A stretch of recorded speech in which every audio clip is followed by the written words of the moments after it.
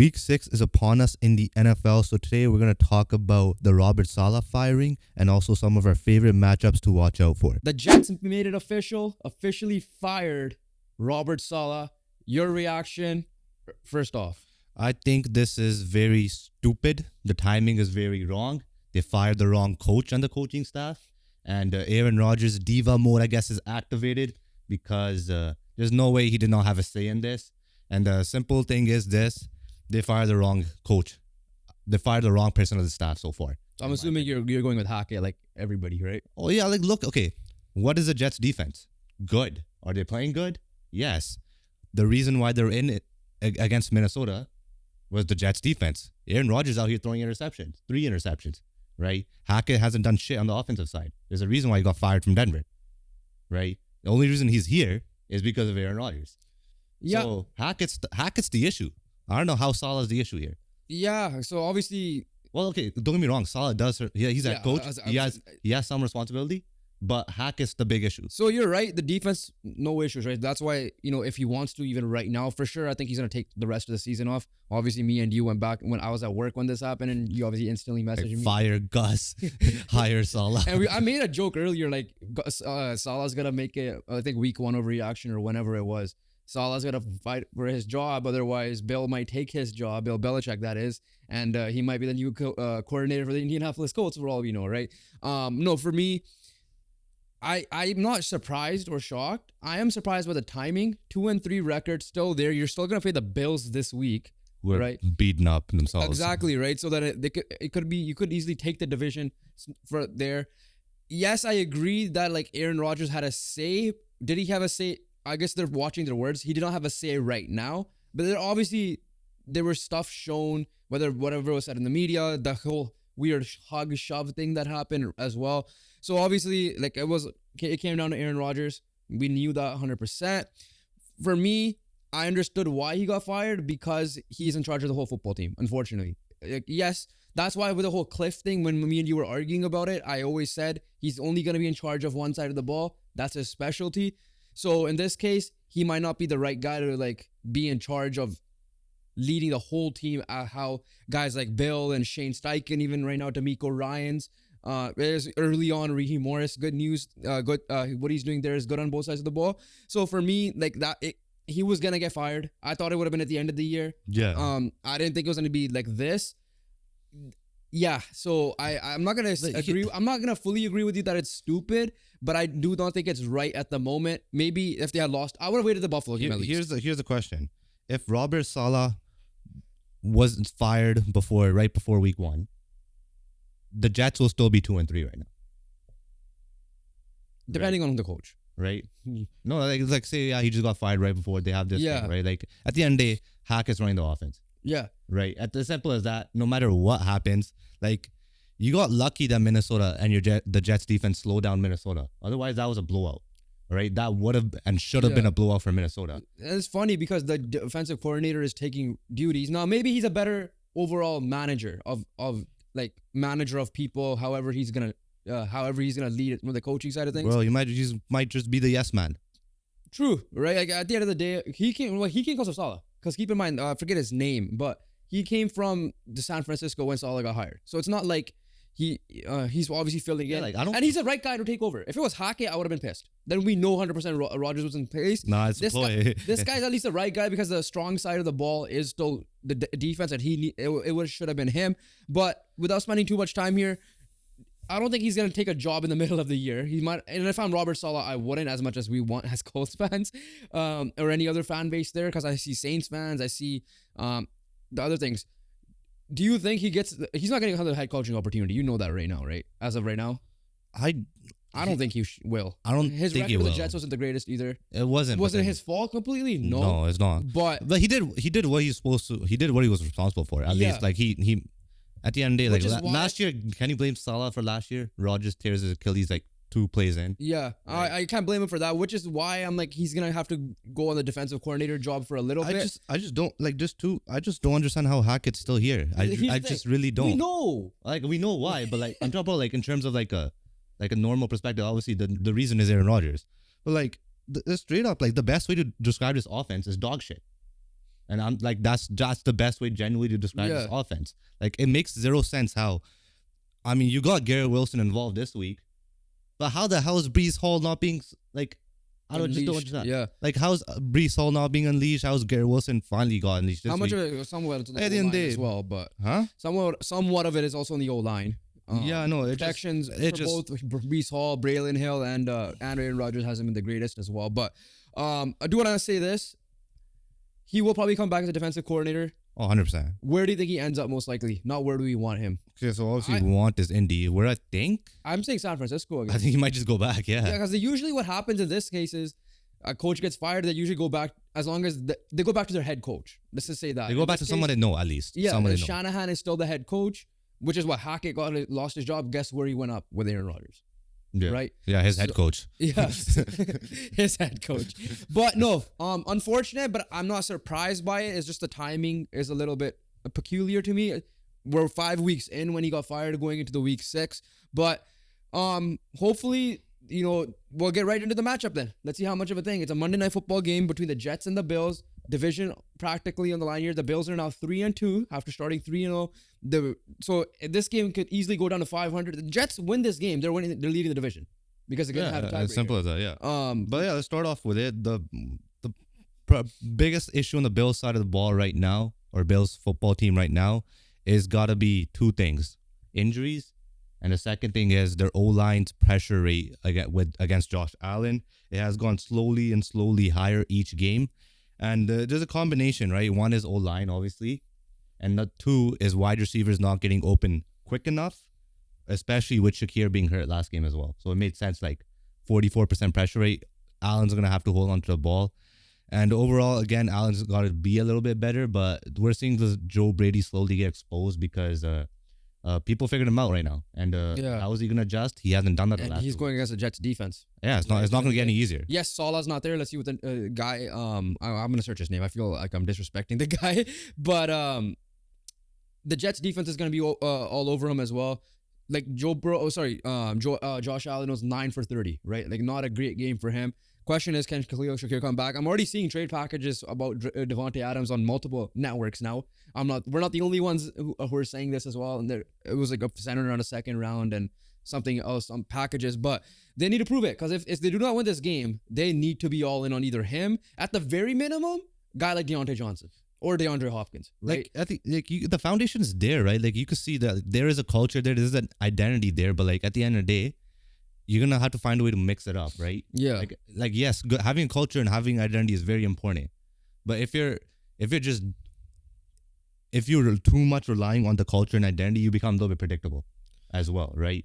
And it became because use run game to open up this offense to protect Josh Allen, right? O-line is O-line centric, but the O-line hasn't been playing good either. The difference between obviously the talent isn't there, right? Like Yeah. the Jets offense, talent but no culture, no Yeah, identity, exactly. right? Like they have nothing to fall back on. The Jets, but they have talent. The Bills is the opposite. They have in my opinion, they have the culture, they have the identity, but they can't really spread it out because they don't have the talent to get too creative. Sean McDermott's gonna be tested himself now. Like we have him on the hot seat for a reason. Coach's name is Jeff Ulbrich. Obviously, I'm just gonna make that out of the way. I don't want to keep saying Jets coach. Jets side of things. How much is gonna be changed? How much is gonna be different? I don't know. Obviously, you clearly said the offense is not gonna be much different unless they add like a Devontae Adams. I don't think anything has changed. I don't think nothing would much I think both change. sides of the ball, it's gonna be the same. It's more so okay. The only thing that will change will be the players' motivation. We don't know what's happening behind the scenes, how much they like or hate Robert Saleh, There might be a bump, yeah. right? So before that, I'm gonna say right now for that reason, that coach bump is why I would have the Jets winning this game. I think I picked the Jets too. I have the Jets winning this game mainly because of the coach bump and their defense. I don't know what do you know the status of Shakir yet or no? Is he questionable? He's still questionable. Overall, like the Bills are beat up. Like the Bills defense is injured. Like at the end of the day, like Rodgers himself hasn't been playing good, so he shouldn't be talking too much. And the biggest, like I said, the biggest issue of this offense for the Jet side is Brees Hall's ineffectiveness so far. And I don't know if like some of it's on Brees Hall, some of it's on the O-lines, and obviously a lot of it's on Hackett and not getting him into the right spots as well. Yeah. So that being said, let's move on to the next matchup here. The Cowboys and Lions, the other marquee matchup rematch of last year. Was this the Cowboys won it like last second or something? Yeah, I remember They were in like a the weird stretch. bullshit call Yeah. to the O-line. They're like the O-line reported. Yeah. That's what that was. Okay. But yeah, that Sometimes- was that game. Yeah. This is if the Cowboys want to make noise, this is the game. Simple as that. Their wins haven't looked great. Their losses obviously were terrible. Yes, great job coming back on the Ravens, but we said that was more on the Ravens than the Cowboys. And Detroit, on the other hand, like yes, I don't think they're fully there yet, but they're at least progressing, in my opinion, since the Tampa loss. Yeah, so I'm gonna start off with Detroit. Obviously, Goff is coming off a perfect game. Yeah. Right. Feels like it's been so long. Because it's been 2 weeks, it's bye week, right? Yeah. Yeah, like I agree with you. The Lions haven't put together a full performance in the terms of, and to elaborate more on that, their first 3 games, I would say, is more on their defense, leading the way, and their offense just like, kind of being there. But then the last game, their defense fell off and their offense carried. Right? Yeah. They haven't had a game where their offense and defense just like, both put together a masterclass. And if that does happen, there's also obviously going to be domination when that ever happens. Yeah. But if they could figure that out and find a way to play more complementary football, they should be able to dominate any team in the NFC, in my opinion. But overall, the Lions have been looking like they're the only contenders that actually look like themselves in the NFC so far. Yes. The closest to it, and they're still not even there yet, in my opinion. But again, I think the biggest thing is just complementary football for the Lions side. First of all, why is this not Sunday Night Football? Yeah. Why do we have the Giants at Sunday Night Football? Yeah, honestly, it's gonna be a shootout. Like the way the Bengals defense is going. Yeah. Daniel Jones might pop up for like 400 yards. The key thing for me is like every defensive coordinator, like I said, is on notice now. Robert Saleh's out there. So Aaron Glenn, even though you were competent, you're kind of not like you haven't fully evolved to the point of Ben Johnson. Like you had head coaching interviews, but Ben Johnson's still by far the favorite coordinator in terms of that, right? But with that being said, Let's go. I'm gonna go on the Dallas side quickly. Yeah, because before you go, Yeah. like I'm trying to see what's Micah's status. I don't see anything right now. On the flip side, we know DeMarcus Lawrence is out IR, so you guys like this is plus another 2 games, so 3 total games out. So their defense already has a beating as it is. And performed well as last game as well. At the end of the day, they did perform well. Yeah, Right. Then Mike Zimmer did a good job there. But yeah, when you're looking at Dallas, right, I'm obviously look more so on the offense.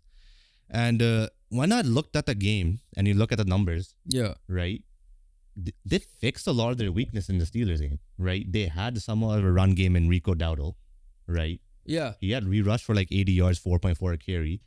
You got a guy stepping up as a number 2 receiver that game, and Tolbert, who also got the game-winner touchdown. Was it the game-winner, or I don't know which one it was, but Tolbert got the game-winning touchdown. Sorry, I was mixing up him and Turpin off. So Tolbert and because Brandon Turpin. Cooks is in the IR. Yeah. And then Turpin stepped up too, as well as like a number 3. So like them as a 2 and 3 receiver behind CD Lamb did a good job. But the biggest issue still is like even when they fixed their weaknesses, something still felt off. In this game, and that game was Dak. And in that game was Dak Prescott and the turnovers in the red zone especially. Because when you look at the game, Dallas was a better team, right? Dallas I'll be honest with you. That game it just started so late, and I was so tired that day. Yeah, it was a boring game. It was a boring game that it made me go. But Dallas, like just to say on it, like they should have had more than 20 points. Obviously, turnovers almost costed them. But turnovers happened in the red zone. Yeah, like it almost costed them, but it didn't. At the end of the day, Dak did clutch up at the end. Yeah. But overall, like Dallas was a better team. They were the more dominant team. They were the team that was actually able to move the football down the field many times. So again, when you feel like when you got there, you fixed your weaknesses, still something was off is the issue with this Dallas offense, especially because it always feels like every week there's just a new issue coming. Yeah. Right? It feels like every week there's going to be something that's just going to go wrong for them. So that being said, our predictions here, I still went with the Detroit Lions, the Dallas Cowboys. Yes, bad weather game. I get all of that. I still don't. I don't know what Micah's status is. He's questionable at the moment. I'm just believe more in the Detroit Lions to play more of a complete game than the Dallas Cowboys at the moment. Yeah, I agree with that 100%. The big reason here is that like yes, this injured Dallas defense did do a great job, but the Detroit Lions offense is much better than the Steelers offense. So I feel like the Lions will be able to punish them, especially if they do make those turnovers again. With Dak turning the ball over, I think 2 interceptions and a fumble. Yeah. And overall, if Dallas just has these 1 or 2 issues like they always just have in these games, I feel like Detroit's the team to pounce on those mistakes and actually like make them like points off turnovers will be the big Exactly. thing. Yeah. Before we move on to the superlatives, since you mentioned I mentioned bad weather here. Just want to give our thoughts and prayers and hope everybody's okay down in that Florida area.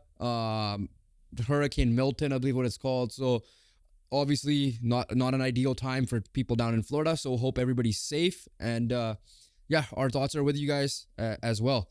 Let's move on. Superlatives very quickly. We finally don't have no team is winless anymore. The two undefeated teams are the biggest winners because they're going to remain undefeated on bye week. So with that being said, our upset team, I'll start off with it. I am going with the Arizona Cardinals. They are taking on the Green Bay Packers. The Packers coming off a win. Against the Rams, yeah. Yes, yeah. Big win against the Rams there.